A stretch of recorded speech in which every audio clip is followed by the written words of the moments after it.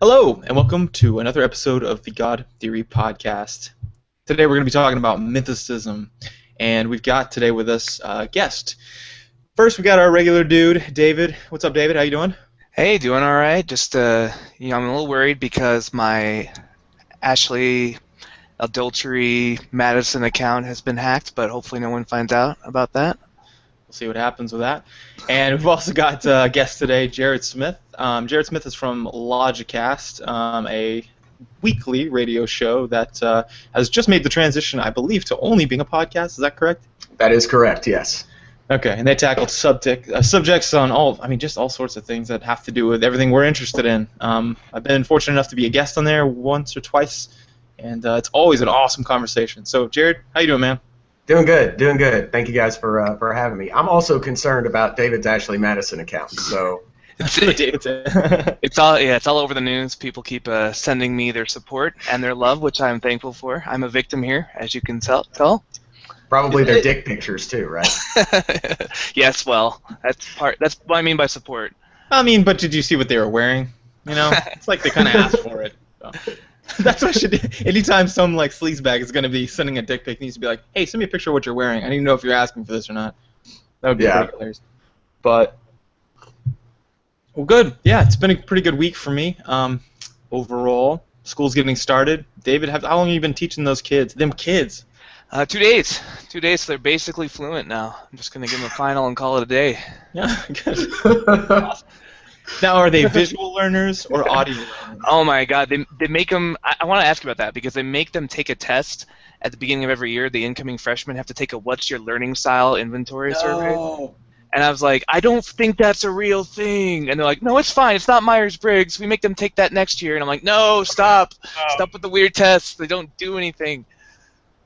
Oh my God! I just had a conversation with so my son is in the Special Insights program he got in, which is kind of, theoretically I kind of am against these because the railroad tracks to let's say you got not a high enough IQ to get into one of these courses, they're more likely going to put you on a vocational route, and if you do get into the Insights program, efficient.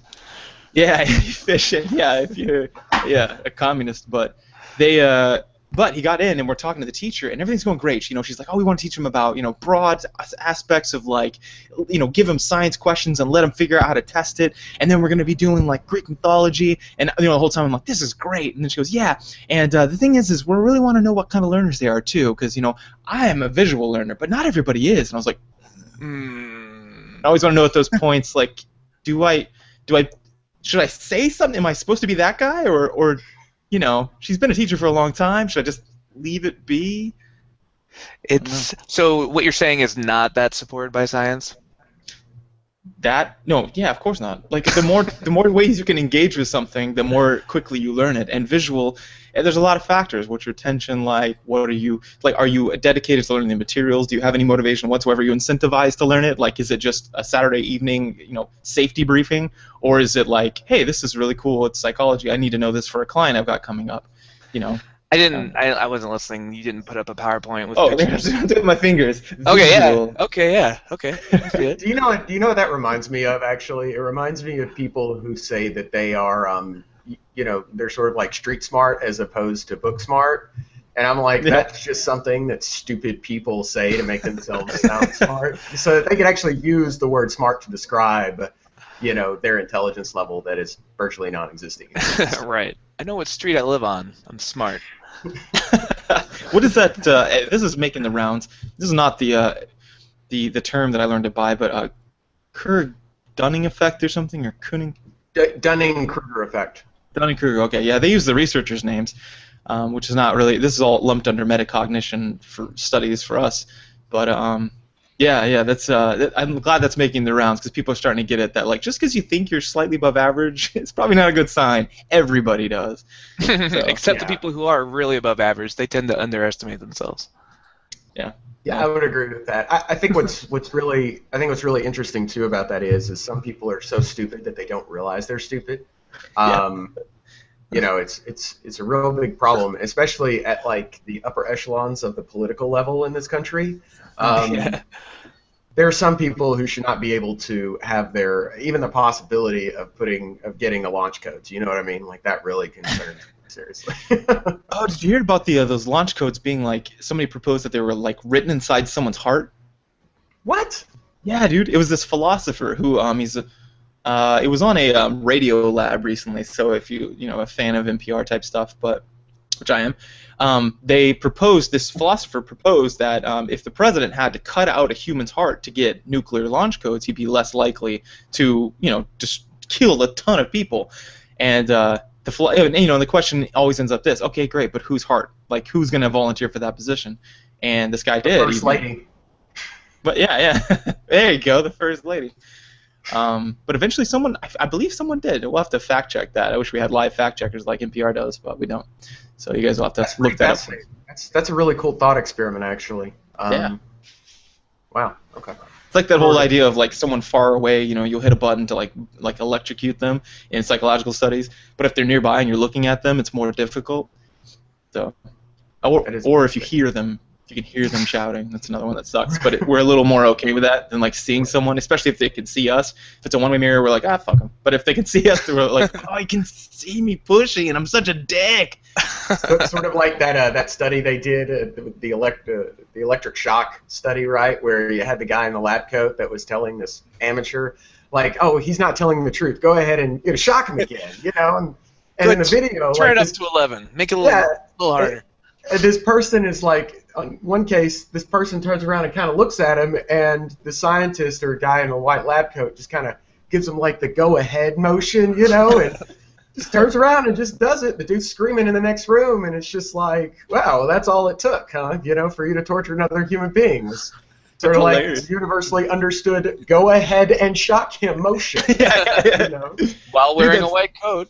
Those are Milgram experiments. There's a few of them, but the fascinating thing about that was that actually one thing I just found out that my father-in-law was part of that study. He was one of the subjects, but he didn't shock the guy. He actually there's a little knob you turn it up and it goes all the way up to 450, and then it just goes XXX, or maybe it was skulls, but whatever it was a clear indication that it was going to kill them, and all these mental health professionals or these psychologists were like, they'll never get past 250, with this person shouting and stuff. No one thought it would get past a certain number, and as it turns out, I believe it was in the 60 percentile that went up well past lethal, even when the guy was begging them to stop.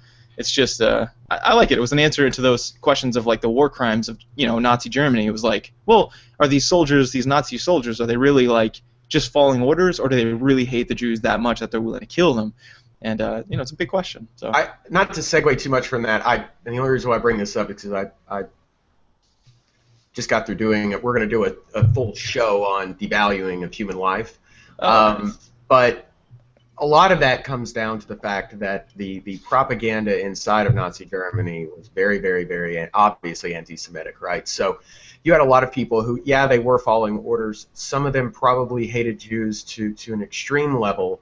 But there's probably some in between there where, because of how the Nazis devalued the Jewish population, that it allowed the sort of zeitgeist within Germany at the time changed. So it made it easier because they didn't look at them as actual human beings. You know what I mean? Like they looked at them as sub people. So it's fascinating. That's not the first time that's happened.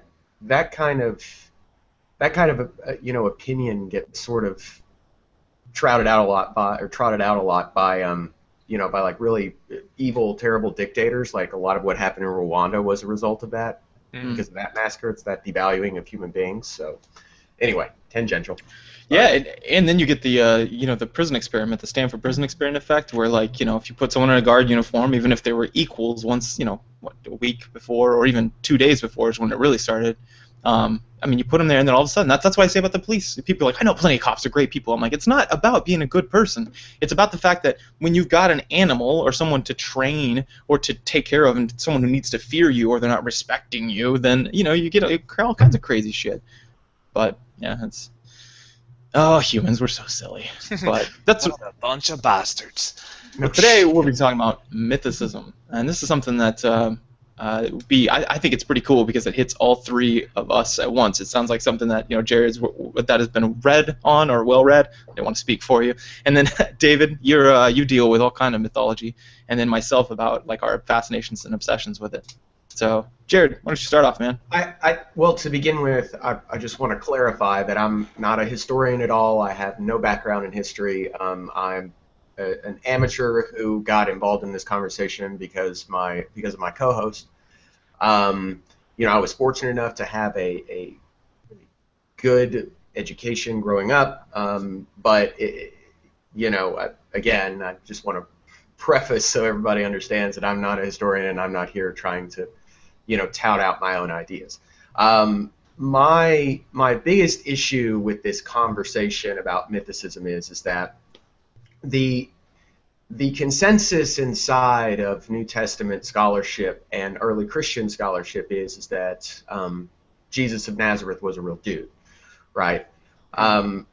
Unfortunately, one of the things that we've discovered, or that I've discovered here in about the past year, is that there is this fairly large movement that seems to only really exist in the atheist community that actively promotes mythicism as though it were actual scholarship. And it's sort of hidden under this guise of, we're being skeptical about this claim, when a lot of these people will read, for example, David Fitzgerald's book, Nailed, 10 myths about Jesus that Christians won't tell you.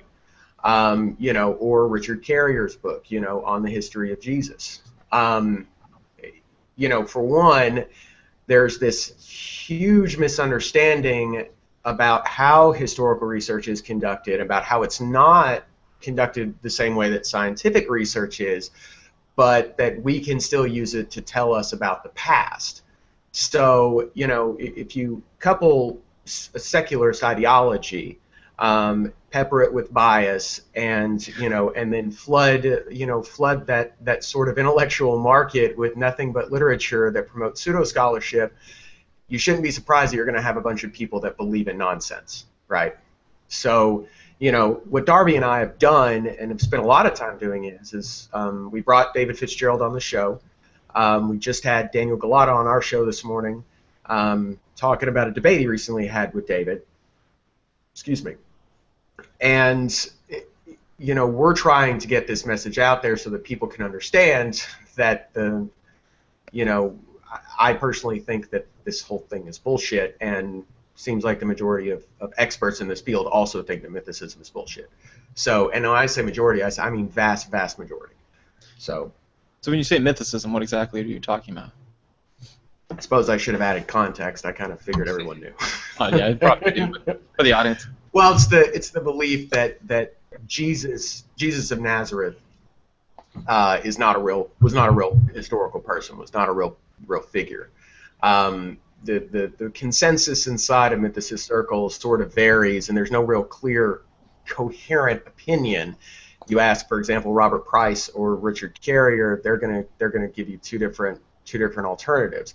One of them is that he's an amalgamation, right, of previous myths, and or other figures that they sort of borrowed certain elements from that would fit the story. Another one is that he was a complete fabrication by Paul, which I also find to be fairly ridiculous. I'll explain why in a minute. And then the third, which is Carrier's, is sort of that it was it's like a celestial angel man. That's what he was believed to be. So not that Carrier believes in angels or anything like that, but he's saying that that's what the people, essentially were trying to create out of thin air. So similar to number two, but it has its own sort of, ability to be explained, I should say. So explanatory power, words I was looking for. Mm-hmm. And are you familiar with Thomas Brodie's take on it? He's an Irish Catholic priest who just recently lost his teaching position for his book Beyond the Quest for the Historical Jesus, Memoir of a Discovery. Mm-hmm. So he's interesting just in that he's clearly not an atheist or a secularist. He's a priest, and he's kind of on probation for signing on to the mythicist kind of point of view with Jesus. Are you familiar with his book, or have you read him? Not at all. Never even heard of it. Yeah, I was listening to, I don't know if you ever listen to Human Bible. It's Dr. Price's kind of biblical history podcast where he kind of goes through, like Q documents and source texts and stuff, and he was talking about the Jesus myth position, and he's kind of just reading down various scholars and what they think about it. And then what caught my eye was the Thomas Brody, because you don't see a lot of like Catholic priests signing on to the Jesus as a myth idea. Well, how come we aren't saying the name like it probably should be, right? Like when we talk about fancy names like Cogliotti, we're like, Cogliotti. Why don't you be like, Thomas Brody? Thomas Brody, arty. No. He's an Irish Catholic. I haven't heard of Thomas Brody or his book. I'll be, definitely be sure to check it out. And I have listened to Price before. Personally, I don't find him very convincing at all. I probably about halfway through Richard Carrier's book, and I don't find, so far I haven't found any of his, not only none of his arguments, but his entire way of thinking about how to conduct history with his laughably absurd Bayes theory. It just screams pseudo-scholarship. It just, when I look at, for example, creationism or people who contend in the Shakespeare conspiracy, that Shakespeare's writing's not his own, or Holocaust denial. I mean, there are a large number of pseudo-scholarship camps that exist, and usually they exist inside of an ideology that is biased about the findings of experts from all of these other different camps. I mean, again, it's no coincidence that the atheist community just so happens to be the community where these conversations about mythicism are happening, and pretty much are not represented anywhere else. So, yeah, and I think in scholarship, there's momentum, right? Like, David, I'm sure it was the same in your field. You get these ideas or these hot research topics that just take off, and people really ascribe to them because of a number of reasons. One, once you find something that hasn't been scratched before, a little surface that hasn't been scratched, oh, dude, that's how to pump out publications. It's how to refresh your curiosity. It's how to get published in top journals. It's also how to get invited to talks. It's literally currency for academia. Right. And then number two, you get the idea that people start saying, well, what if? And it's kind of a fun area where you're like, well, what if that is a thing? But then you always get this the up, and then you get the people who get sick of it. And yeah, and I think what these mythicists are people who are trying to find something that hasn't been done, and so it's a radical position that's going to get you talking time, publications, fame, a book maybe written, to say that he never existed. I wonder if that's what's driving them. Well, I don't know if it's exactly fair to make a parallel between Holocaust denial or evolution and mythicism, just because of the way, for example, biology is such a more hard science than history. History is very much a game of probabilities and of this is our best guess until further evidence comes up. It's constantly being revised, whereas Darwin's theory is basically stayed more or less the same since it came out. So it's not quite like, I don't know, as far as crackpot goes, like climate change or evolution denial just seems a lot more than, hey, maybe all these people who are studying biblical history have a dog in the fight, since they all tend to be studying them at theologies and seminaries.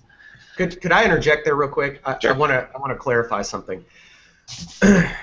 Only when I'm talking, and obviously you don't want to make claims. I don't think that I know David Fitzgerald personally. He's a friend, and I like David a lot.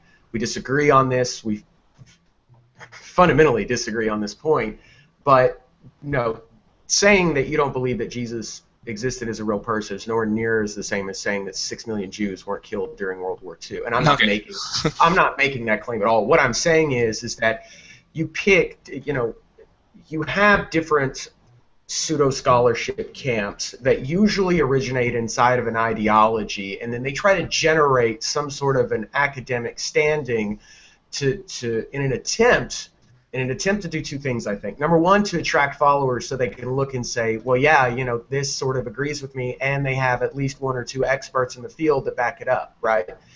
And then I think number two is it's also because that's where that focus can grow and can generate I hate to say it, money.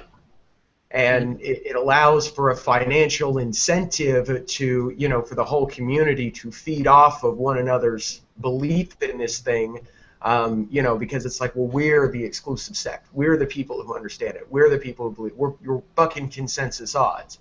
So, and whenever we talk about the comparisons between mythicism and creationism, they share a lot of commonalities. Granted, they're addressing two different wheelhouses, I guess. One is science and one is history, but they both are going about it in the exact same way. Mythicists contextualize documents. They rely on a plethora of amateurs. They don't submit to peer review. They, you know, are not really under any, you know, the vast majority of them work in amateurish style blogs or print, or, you know, or self-published authors. Carrier is pretty much the only one who has submitted, whose book has been peer-reviewed. You know, so I mean, you're talking about, and I think he has written a few articles that have been published. At least one I know of that was published in a respectable journal. But the vast majority of these people that are making the claims inside of this camp are not conducting historical research. Most of them are not even experts to begin with. And you know, one of the biggest things is that you're right. For example, teaching a child that the world is 6,000 years old does them a much greater disservice than teaching them that Jesus of Nazareth was not a real dude, right? Like, I think we could all three agree on that, for sure. But I always go back to this because I think that it's so fundamentally important. Bertrand Russell has a rule, had three rules for skeptics about consensus, okay? The first one is that when the experts are agreed, the opposite opinion cannot be held to be certain, okay? Number two, that when experts are not agreed, no opinion can be regarded as certain by a non-expert. And number three, when experts all hold that no sufficient grounds for a positive opinion exists, the ordinary man would do well to suspend his judgment. You know, and I think that the three of us, for example, I know you two conducted your own, you know, forms of research, right? Like, I never did. Okay, my degree didn't require it. I had a laptop and drank coffee and programmed code. You know, but like, there's a research, you know, I mean, unless, well, I don't know. Anyway, but there's some reliance on lay people. A lot of reliance lay people have to put towards experts, right? Like, you know, one of the primary arguments of common descent is the existence of these chromosomes called centromeres, right? Now, I've never seen a centromere. I'd be willing to bet that neither of you have either, but we're not going to use that as an argument against, you know, against the consensus just because we've never seen it or because we don't have access to the technology that would allow us to view it, right? Like, we provide experts with a certain amount of respect and understanding that they're the ones conducting it, and we put, not faith, but we have good expectations about how the process works and the methodology behind checking, you know, checking those claims, you know, that is going to produce sufficient results. And usually it's correct. I mean, you know, the same rigor that we use to, you know, to do research on Boudica, for example, is the exact same rigor that was used on Jesus. In fact, Jesus has probably been, you know, more studied than, you know, than Boudica for sure. So, you know, having said all that, I just find that there's a huge. It's interesting to me because I listened to this podcast on Miami Valley Skeptics between David and Daniel Galata, who is a budding scholar who's, you know, studying at Yale and studying his master's at Yale. And, you know, David basically made this comment about how he believed that the only people really doing any of the real research were secular historians. As though being a Christian or being a Muslim or being Jewish or being Buddhist somehow impacts scholarship. Not that we aren't most certainly guided by our own biases, but, you know, to say that and to have that much arrogance that the lack of belief in a god or gods can somehow make you completely objective to the outside world is, to me, patently absurd. Sure, but don't you think it's a factor if your entire like worldview kind of hinges on the fact that whether he's alive or not. Like there's a lot of Mormon archaeologists, and they are pretty well published and pretty well respected, except when they start talking about what happened in South America about 2,000 years ago, because then they just start going off the rails a little bit and seeing things that aren't there. Sure. So just to back up real quick, your question is about the worldview. Obviously, the worldview would impact the research, correct? Yeah, like for me, I'm not a historian, but if I went into this, got my PhD, like I don't really care about David Fitzgerald's opinion as much because he's not as credentialed as, say, a Richard Carrier. So like if I was a Richard Carrier and I was researching this, and to me the question is as interesting as was Homer a real person or not? Because either way, whether Jesus was real or not, like he's not a magical dude. So it's like kind of a cool thing to wonder, but it doesn't really impact my life that much. But if I was a Christian, or if I was like someone who worshipped Homer as a god, like that would certainly put some kind of level of bias, I think, on my research, no matter how much I try to control for it. Because it's not like there's double-blind tests in history. It's a lot more of a subjective, softer science than, say, genetics. No, I completely agree with you. And by the way, if you were going to, and I mean this with all due respect to Richard Carrier, but if you were going to, go in and this was going to be your focus, your field of focus, you wouldn't choose ancient history degree. Probably you would probably choose something along the lines of New Testament scholarship. Having said that, obviously I agree with you that, and I'm not comparing and saying that science and history, because the methodology is completely the same. I clarified that at the very beginning of this. Mm-hmm. And part of the problem is that we're looking back into a period of time where the vast majority of people were not literate. And while they may be able to speak multiple languages, especially people in Roman Palestine, right, could usually speak, multiple languages, specifically Hebrew, probably Aramaic, probably Greek. Greek was sort of the language of trade, right? And then, Hebrew, Aramaic. Anyway. So you're looking back into a period of time when people were mostly illiterate. That doesn't mean that they were stupid. They just couldn't read and couldn't write. Okay, they didn't have access to that kind of education. At the same time, you're also talking about an area that, right around about 35 years after Jesus died, was crucified, there was a huge war, obviously the Jewish war, right? So, and there have been multiple situations throughout history where documents have been lost, have been burned, have, been destroyed by, incoming invaders.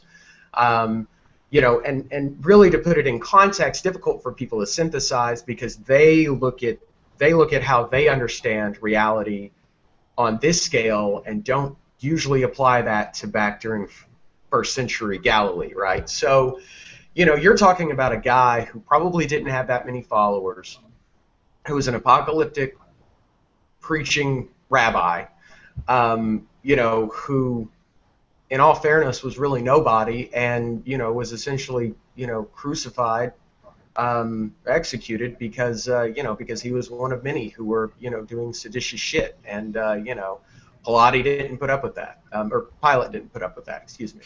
Pilate, he's very fit. Yeah, very fit. CrossFit, all into it. So, CrossFit. Too soon. So you're basically talking about a period of time where we wouldn't expect to have a lot in general, and we don't have a lot of information about that are like, well detailed records about that area. I mean, we just don't really have those, right? So, what we have is we have, some really sparse information that has allowed us to construct an understanding of the history of Christianity, right? Probably where it came from, what was going on, and a lot of those things match up with regard to how the evidence sort of compares to what was going on at the time, right? So, Yeah,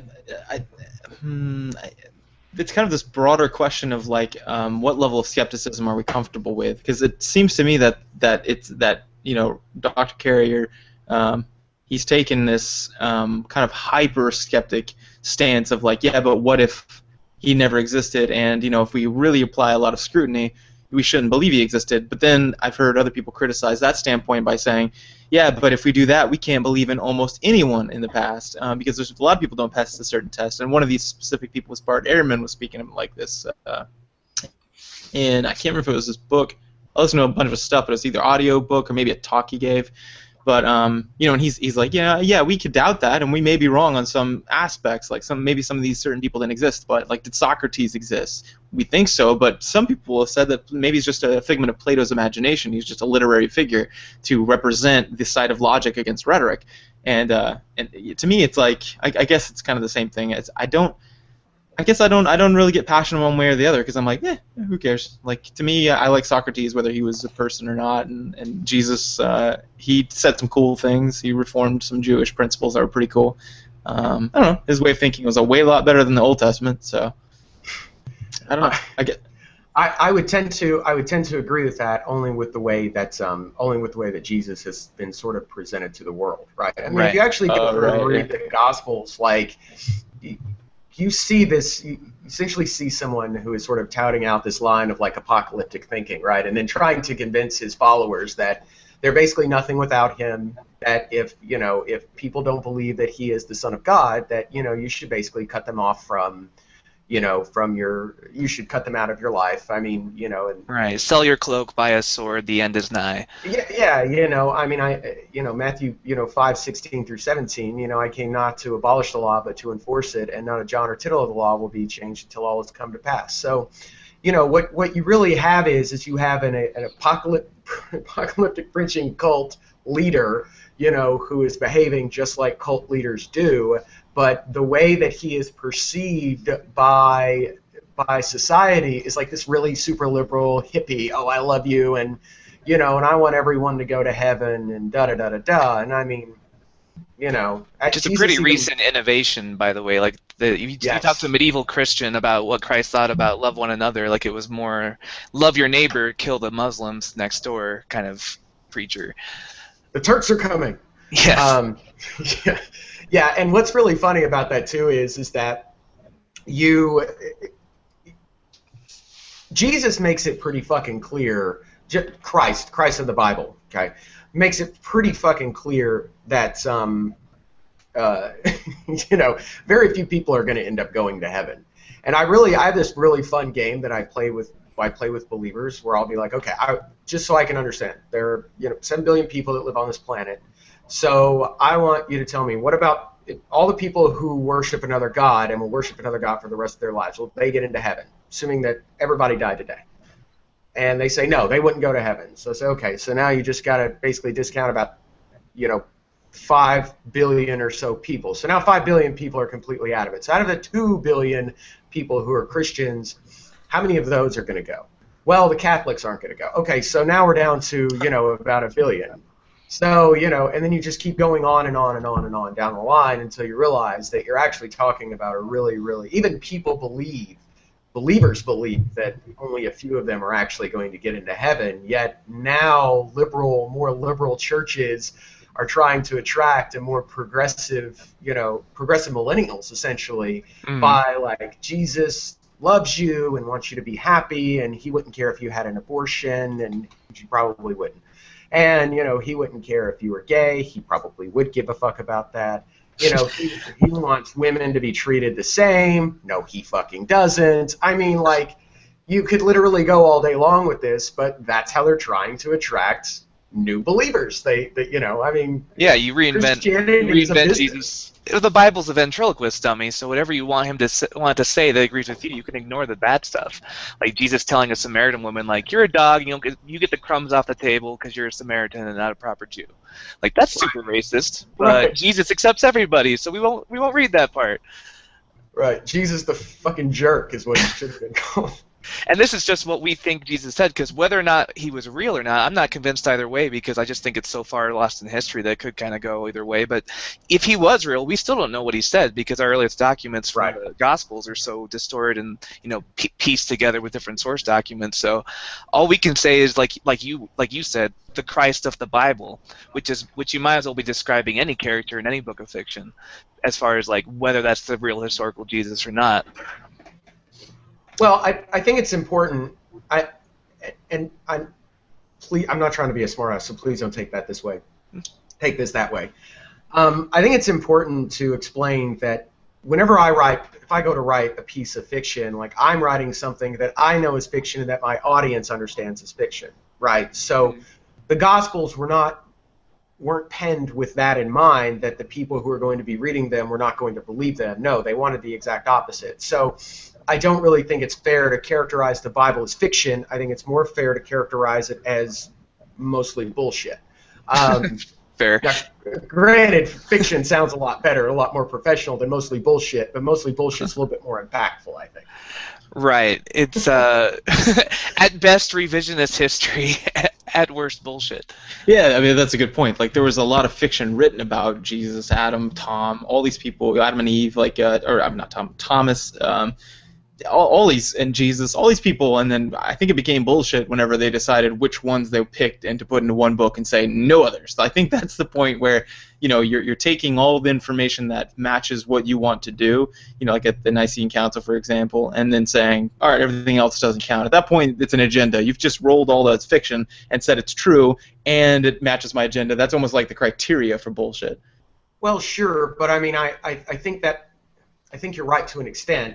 But it's not like we never grew up and moved on, you know what I mean? So at any time we could have put those things back into back into Bibles, if that's, sort of what we wanted to do. Part of the problem is some of those have not, what's the best way for me to put this without sounding like a Christian apologist? Some of those do not have anywhere near the same context as Matthew, Mark, Luke, and John, right? So, Thomas being one of them, right? Like, I mean, it's sort of this understanding that, Thomas, that the Gospel of Thomas is sort of about like Jesus' twin, right? So, and it's not like you can't go read it. I mean, you can go read it online if you're, if you're that interested.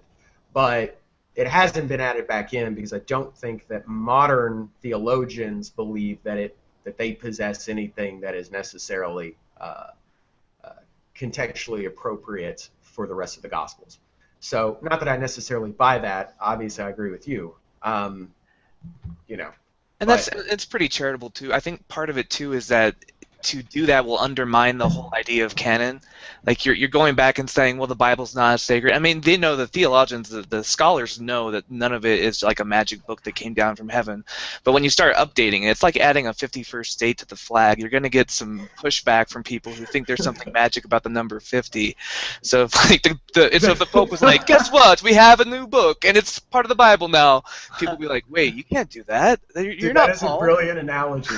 That is a brilliant analogy. Wow. Like, I'm fine with Puerto Rico being a state, but people are going to be upset. I feel like it's going to add one star.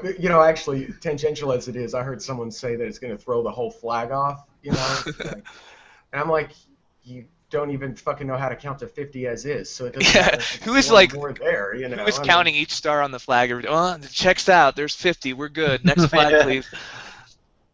Yeah. It's what God would have wanted us to do. It's how God designed the Constitution. Dude, I'm gonna do that next time at a baseball game or something when we're like, put our hand over our chest and we're like doing the national anthem. I'm gonna be like, there's 51 stars on that motherfucker, and just watch it. Because I live in Mississippi. You think that's gonna fly? That's not gonna fly. Just troll the shit out of them, huh? Yeah. The District of Columbia got their way. We gotta stop this.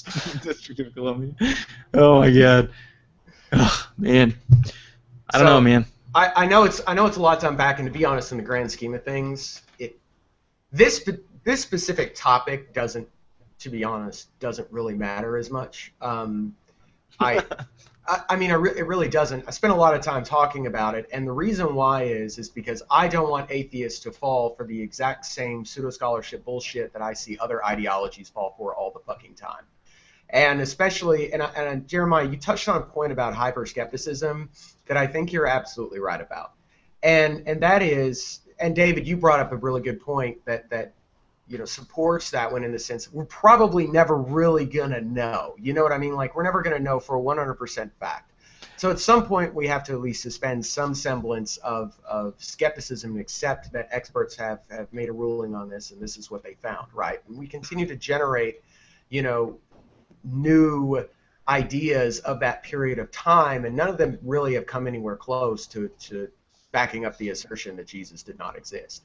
The atheist community, I think, sometimes goes so far into anti-theism that it throws reason out the window. I mean, I hear absurd claims from atheists all the time, like that religion is, been the leading cause of war throughout history. I'm like, that's complete and total bullshit. I mean, just to hear that kind of makes me cringe inside.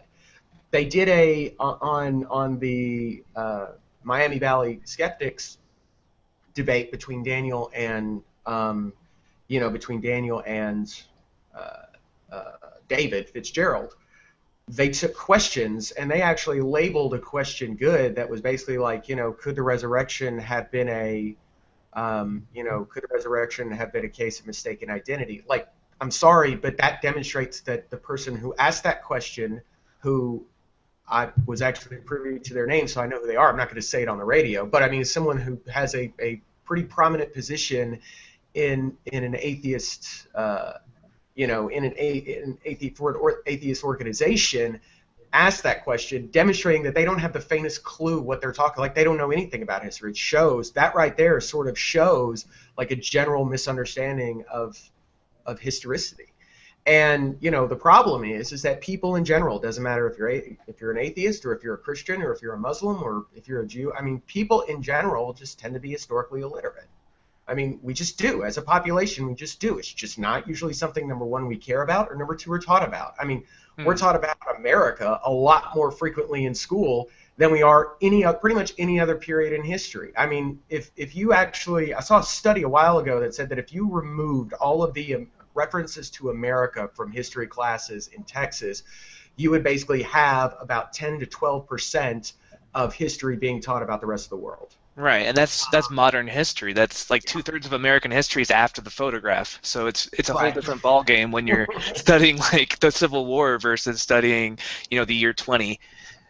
Yeah, for sure.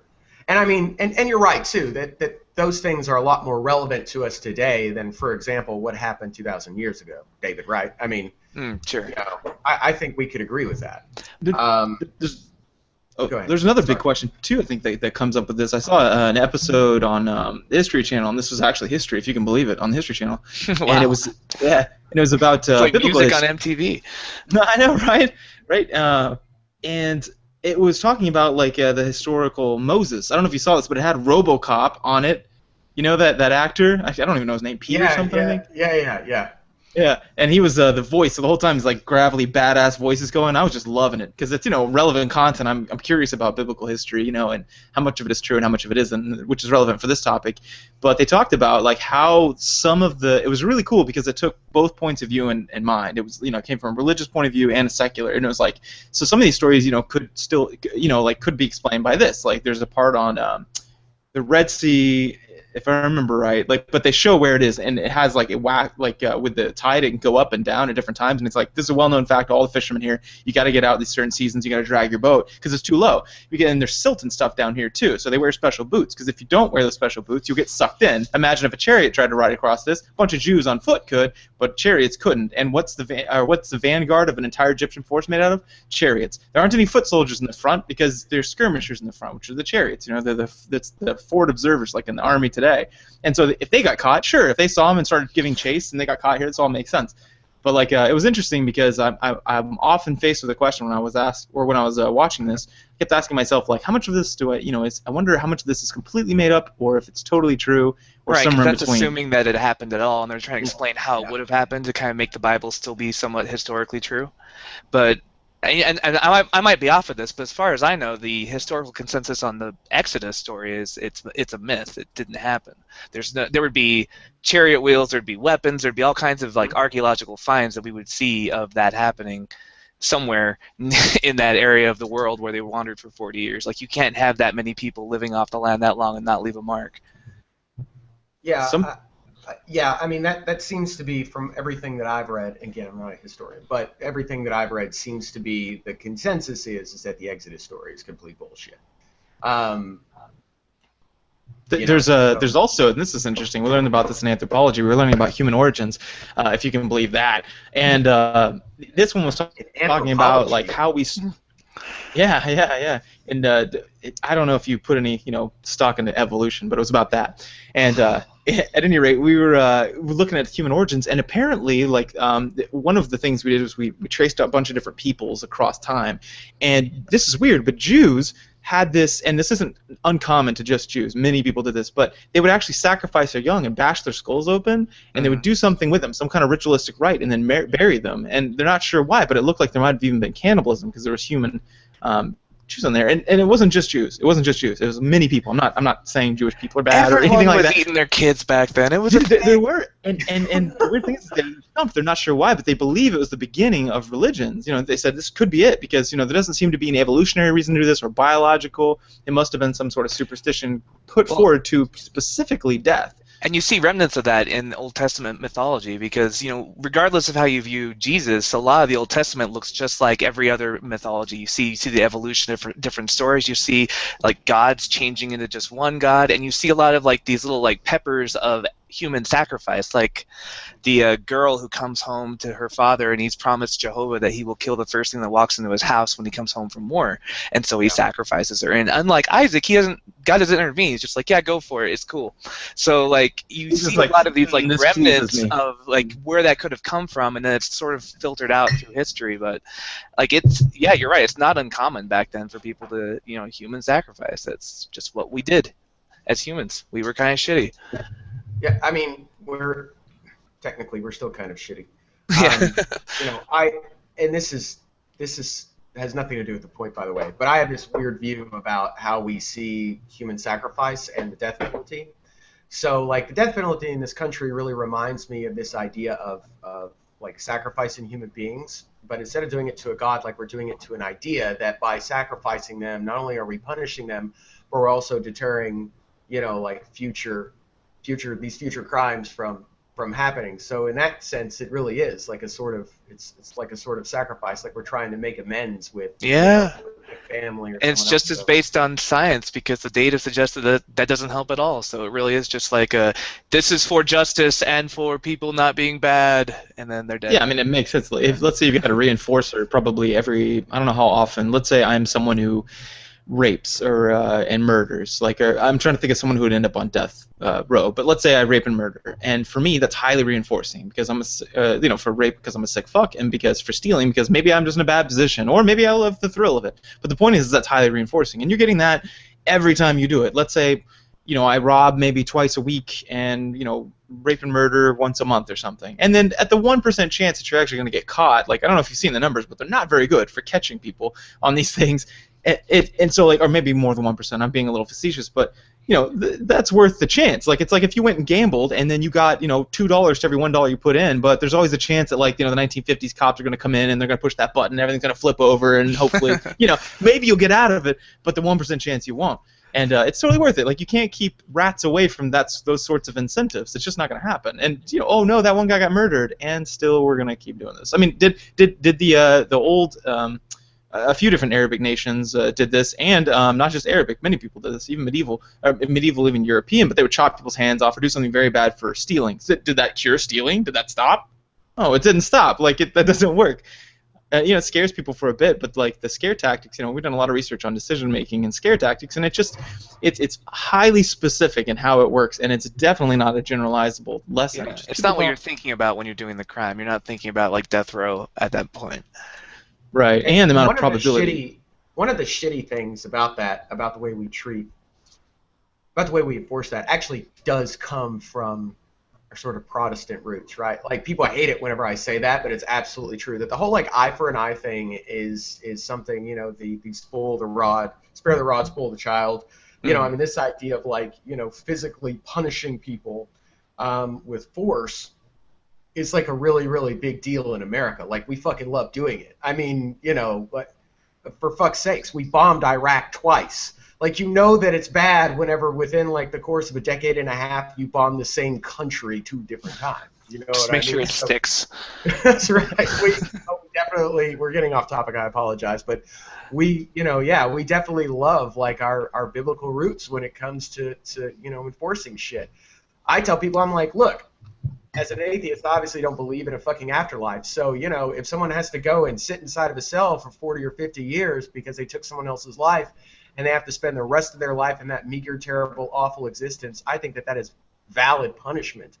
You know, if that's what we decide as a society to do it. And there's a beautiful analogy here for parenting. Like when we see, I work with parents, you know, kids, and I see that this is the language I use because it's predominantly true. I'll say, you know, you use the tools that you find work, right? Let me give you some more tools so that you don't have to, you know, spank your kid all the time or hit him or whatever you're doing. You can try these other principles because. And even then, the funny thing is, they're like, yeah, even spanking doesn't work anymore. I'm like, yeah, that's weird. It's like all the research ever shows that. That's weird. Yeah, don't do that. Like, there are better ways to do it. So it's a parallel to the prison system because if the prison, if we could show the prison a better way to control human behavior rather than, I don't know, I'll just do the most extreme thing I can do, you know, because it's an arms race. It's like with a kid. Whenever the first time you see your kid, you say, don't do that. They usually don't do it. Then you say, don't do that, or else you're grounded. Then they go ahead and do that thing, or then they finally do that, and they start doing it when you ground them. And then they're like, well, I don't know, I guess turn up the notch even more. Pretty soon I'm hitting them, and pretty soon that doesn't work. It's because that's just you've got something wrong about your understanding of human behavior. So of course this is going to spiral out of control. So same thing with the death penalty. I'm thinking to myself, is that really deterring human behavior? And, you know, no. But I imagine they're doing the best they can. Just like with, I think just like with history and science, you know, like, you know, your hard sciences, I think psychology and how the human brain works falls into that, you know, sort of falls into that camp in terms of people not really understanding anything that's going on and sort of trying to use this like oversimplified approach to everything, right? Like, you know, well, I was spanked when I was a child and I turned out okay, therefore spanking works. I'm like, your logic is terrible and you're terrible and you should feel terrible. You know, I mean, but then you hear that and then you also hear people say stuff in defense of the death penalty. They'll go, well, what if that person killed your son or daughter?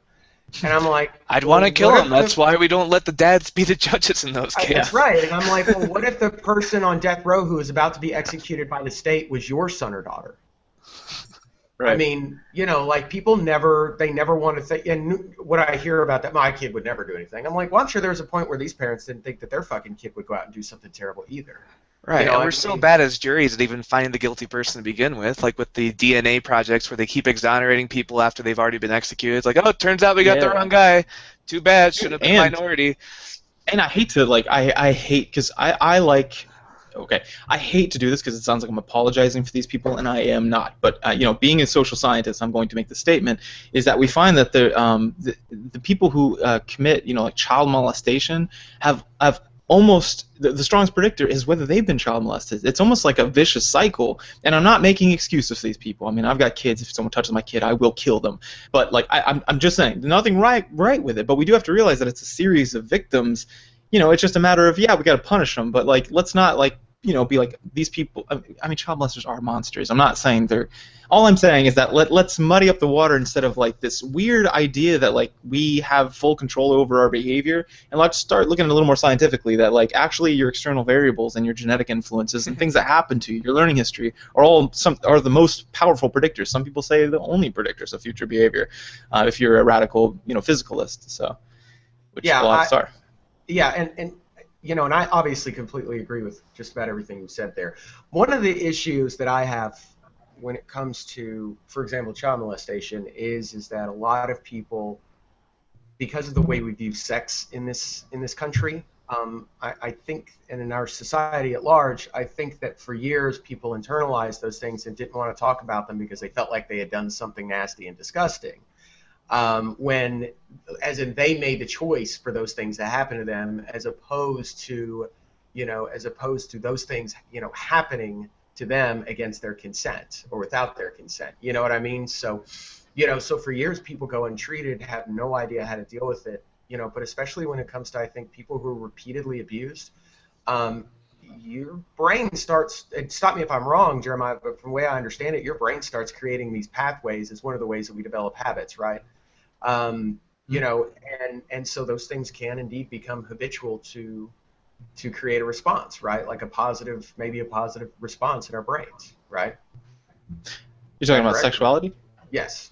I mean, I'm just talking about it in terms of just sheer behavior. Like, I mean, we, you know, we do some, if we perform an action and there's a release of some sort, whether it's a sexual release or a physical release, whatever it is, and we do it enough times that's how we actually, remove stress or whatever it is. Isn't it true that, that our brain sort of develops these sort of pathways where, like that's what it's going to go back to, sort of almost like an addiction, right? Yeah, like you can get like a potentiation, which is like basically your neurons kind of, yeah, not to get too technical, basically the little communicators between them, you got these little spikes and these little buttons on the other side, and like those develop, you can even have them split and become double, so it's double as effective. You can also have, there's a lot of stuff up and down that can happen within the neuron. So yeah, eventually you're going to get things stronger and stronger. That's why when people say, your brain actually changes when you play violent video games, I'm like, your brain changes when you eat Raisin Bran. What the fuck are you talking about? Your brain changes every time you do anything. Of course it does. But don't make it sound sensational. It's like when they say, like, there's over 33 chemicals in the MMR vaccine. I'm like, well, no shit. And salt, too. Or not salt, like breakfast cereal. So what? Like, that's fine. We're meant to ingest chemicals. That's how our digestive system works. Right. Same thing with that. Like, it's true that we respond to our environment, and so I think that we should just take a little more compassion with people of all sorts. Whether they're murderer or I'm not going to apologize for anyone else on air, but anyone who's like had in a bad situation, instead of being like, oh shitbag, handout seeking whatever person, instead just be like, oh, they're probably a bad spot. I imagine if they were offered the presidency of the United States and all the benefits that come with it, and they could pull it off, they'd do it. It's just that they're really poor and they have no options, Right. So I don't know. This idea that we choose our destinies, pull ourselves up by our bootstraps, is completely unuseful to me, in my opinion, at least. Yeah, and I would actually tend to agree with that. I think that obviously there's a reason why we're three white guys talking on, sort of Google Hangouts, and we all probably have, reasonably comfortable lives. Sure, we all worked hard, but we also had a lot of opportunity in the process. Started on third base, and That's then right. people act like they just hit a triple hitter. Yeah. Yes. Yes, I actually posted that on my Facebook. Barry, what was his name? Sanders? No, it wasn't Barry Sanders. Damn it. Hold on just a second. Let me see if I can find this.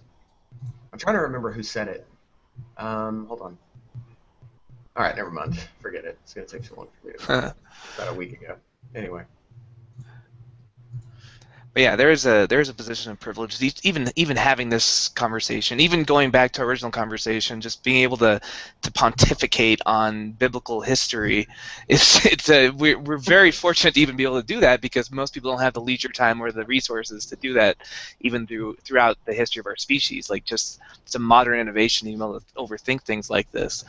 But that being said, I think there is a room for compassion, like being aware of these things and saying, okay, so free will, maybe not even a thing, but if it is, it's not the 100% predictor of what we do. So instead of being dicks and murdering everybody, maybe we should try to rehabilitate.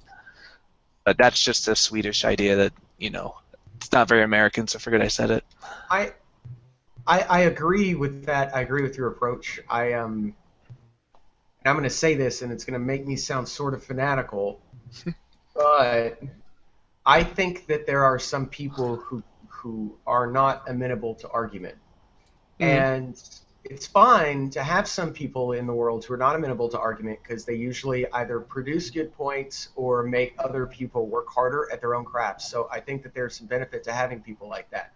The problem is whenever you give these people a religion, and then you give them a fanatical version of that religion, and then you give them guns, and then they create an army, and then they start killing people and destroying, pieces of ancient historical art, right?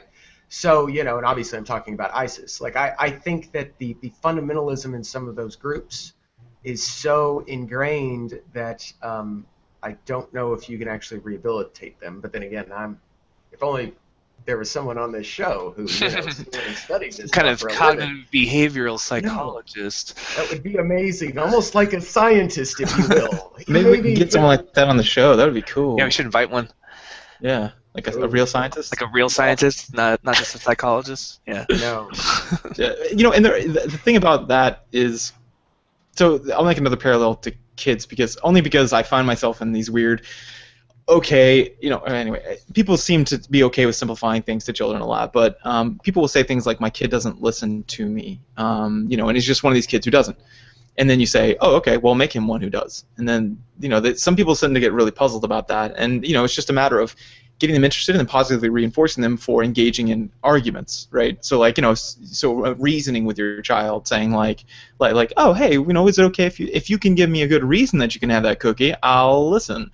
And then they're like, "What?" And so they'll try a couple arguments and then let them win eventually, and then over time make it more difficult, and so you can develop this. It's just like any of us. We all became probably drawn to argumentation because we had some exchanges of ideas, and eventually we were right because we were somewhat clever, or we just happened to have the right material, and over time we built that. And I think that's the same thing with a lot of these people. We don't, and the problem is like low SES people, we don't expect much from them, which I think is, Republicans do. They expect them to pull the weight of the country, but in the sense of like we don't expect them to be able to listen to things, and I think that if we just and education does that, helps people learn from argumentation and to take someone's point of view and consider it. But I think over time, if we just continuously reinforce that process and then give them a positive outcome because of that, then over time they will value argumentation and they'll make it one of their go-to things. Although, all of us are subject to emotional reasoning. Like this happened to me 2 days ago. Somebody said Obama's responsible for the highest deficit in history of presidency, and I was like, that fucking can't be true. And I noticed I Googled Obama economic success, which is, that's bullshit. That's not any way to go about it, objectively. So eventually I did. I went to actual numbers, and it turns out for a number of reasons, that's true. And then I found out, some of the reasons why. But, a lot of it has to do with you inherit the economic crisis of your predecessor and things. It doesn't matter. I'm not going to apologize for it. The point is that I had to accept that and be like, yep, you're right. And I wish we could get more people to that extent. It's just, is it worth the time? I don't even know. To get people that rehabilitated to where they're using anything other than emotional reasoning, which is I feel bad about this, therefore it is bad, or I feel good about this, therefore it is good. Well, emotional reasoning evolutionarily has seemed to work out for us pretty well, like when we didn't have much knowledge, right? So I think that's one reason why we continuously go back to it, because it has worked, even though it's really not. In today's day, it's not a very good way to go about doing things. You know what I mean? So because it produces shit like the death penalty, and it produces stuff like, the escalation of physical violence against children from their own parents. Once you have decided in your mind that your primary form of punishment against your children, for example, is going to be physical, it's only a matter of time before you eventually escalate that to the point of actually really, truly hurting them.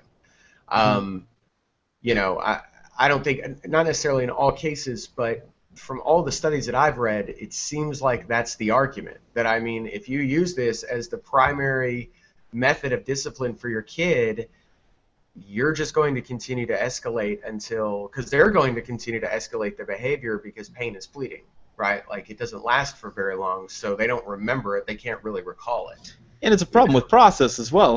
It's just like the prison example I was using. Is that I don't know if you've heard of Pavlov's dogs, right? Like it's pretty elementary. The problem is they've replicated the study obviously tons of times by giving so they ring the bell and they give the food every time. And eventually you ring the bell, the dog's mouth salivates every time. But if you go down to 80% of the time. 80% of the time you ring the bell, you give food. So not every time, there'll be 1 out of 5 that you ring it and no food comes. Salivation drops down to 25 to 20%. So the response and behavior is drastic. So whenever behavioral psychologists, and I'm not quite a psychologist yet, but behavioral psychologists in training even, we constantly talk about consistency. Like if that punisher isn't, or if that reinforcer isn't, attached to that contingently attached to that behavior, you're going to see a huge drop in behavioral response. And so like with imagine this scenario. Remember the Arabic thing, or I keep saying Arabic. I don't want to pick on that, but it comes to mind. That's one of the people who did it, like one of the old laws. It doesn't matter. The point is, if we chopped a someone's hand off that they stole. Literally every time, like you had to reach into a machine to get your food, and it will chop your hand off if you steal. 100% of the time, stealing would reach 0% response rate. No one would do it. But it doesn't mean it's right. But yeah, it's super efficacious. So like parents who spank every time, they're like, look, my kid is, he does exactly what he's supposed to do. And I'm like, you're right. What are the side effects? Yeah, in these countries you get a bunch of people with no hands, and here you get your kid like high anxiety or like there's a lot of like negative predictors. Lower education outcomes. You get less mean household income, like upon reaching 30 and 40. There's a lot of predictors that it screws with. You just don't want to do it if you don't have to. But not to mention increase in aggression, right? So yeah. Whenever a child experiences consequences, the consequences of his or her actions are always met with physical violence, or usually met with physical violence. I think that they start believing that is the proper way to deal with problems in their lives, right? In terms of their peers, people who might be beneath them. So, it's so surprised that people who have, histories of being severely abused physically by their parents oftentimes grow up and abuse their partners and their children, and, similar to, the sexual abuse that we were talking about earlier. I mean, those things all seem to share, significant commonalities. So, and the funny thing about humans is that we're more of a functional relationship. We learn functional relationships better than we learn a specific if-then. So an example of that would be like we don't actually memorize letters. We memorize or shapes. We memorize like the most important features of those shapes. It's interesting. You can manipulate a lot of that in cognitive science, but it doesn't matter. The point is that the same thing here. So kids are the same way. They understand relationships. So they understand that, not that violence is always the answer, but violence is the answer in some cases, especially if in extreme cases where all other tools that you tried didn't work. Let's say I've got 12 tools in academia to solve a problem, but like to my partner who's making me frustrated, I've only got 2 tools. I either talk or I shout, and neither of those worked, and then I go to physical violence. So we understand that it's now an endpoint that we can do, and we apply it in different situations. So it does kind of generalize in that area. Or aggressive, like you're talking to someone on the bus and they're picking on you, and then eventually I'm gonna beat the shit out of them. Which if you're being picked on, maybe that's okay. But at any rate, whatever. I think we're pretty far off topic at this point. Yeah, I think we're running off topic completely. I don't think David cares. To be honest, I don't know. As soon as you start talking about kids, I'm like, whatever, not my problem. I'm just a teacher. I don't need to beat them. Yeah, whatever. They don't pay me enough to kick their ass. So, I used to, when I was teaching in Korea, and I had some really just the worst behaved kids. They were all about like 8 or 9, and I used to fantasize about what would happen if they got infected with the rage virus and just all came at me at once. I had no choice but to just beat the shit out of them, but that's about the closest I've come to beating them out. We got just morally justified. They're zombies. They're not kids anymore. See, this is I could take out. This is actually proof that that video games can lead to to violence. Because then I did it. I did it right after that. There you go. I beat them all up. Oh my goodness! Wow. Well, I think we can probably wrap up on that. You sicko. Yeah, that's fine. But yeah, thanks for coming out, Jared. What can I do? Sure. No, I had a good time. And by the way, just one more thing to add about the mythicist. Again, probably in the long run, to be honest, it doesn't really matter. I mean, I have people that are like, yeah, well, if we prove that Jesus doesn't exist, then we'll probably have fewer Christians, which will help our cause. And I'm like, look, these are people who already believe in like imaginary sky daddy, like another realm, but in this one too, and like they can put their hands together and pray to him, and they can. Every time science has disproved something about religion, religion survived, so I think it's gonna be fine. Yeah, I mean they believe they're going to heaven if they sort of get dunked in a baptismal jacuzzi. So, I don't think that proving that Jesus didn't exist is going to have any kind of an impact on them whatsoever. So, Yeah. But still a pretty cool topic. I think it's fun. It's fun to talk about that. Holy fuck, there are a lot of people who feel passionately about this. I guess I'm one of them, but I mean... Yeah, it's fun to watch the scholarship kind of go at it and debate, and I don't feel qualified to really weigh in because like Bertrand Russell's thing, I just don't have the credentials to really know what makes good history and what doesn't. But I've read a lot of the books, and I've read Carrier, I've read Bart Ehrman, I've read Fitzgerald, and I'm just kind of like whatever I read currently at the time tends to sway me. So it just depends on what book I most read recently, because again, I'm not a professional historian. But it's a fun debate to watch. For sure. Well, cool. All right. Well, thank you, everyone, for joining us. If you guys want to hear more of Jared, you can listen to him over at his podcast, Logicast. And where else can people find you if they're fiending for some Jared Smith? blogtalkradio.com/Logicast and David's bedroom. No. Oh. David, throwing down the gauntlet. Awesome. Damn you, AshleyMadison.com. That's what I was going for. I'm so glad you got the reference. The callback. All right. Well, we will see all you guys next week, and I'm not sure what the topic is going to be, but I'm sure it'll be interesting. So thanks for joining us, and we'll talk to you later.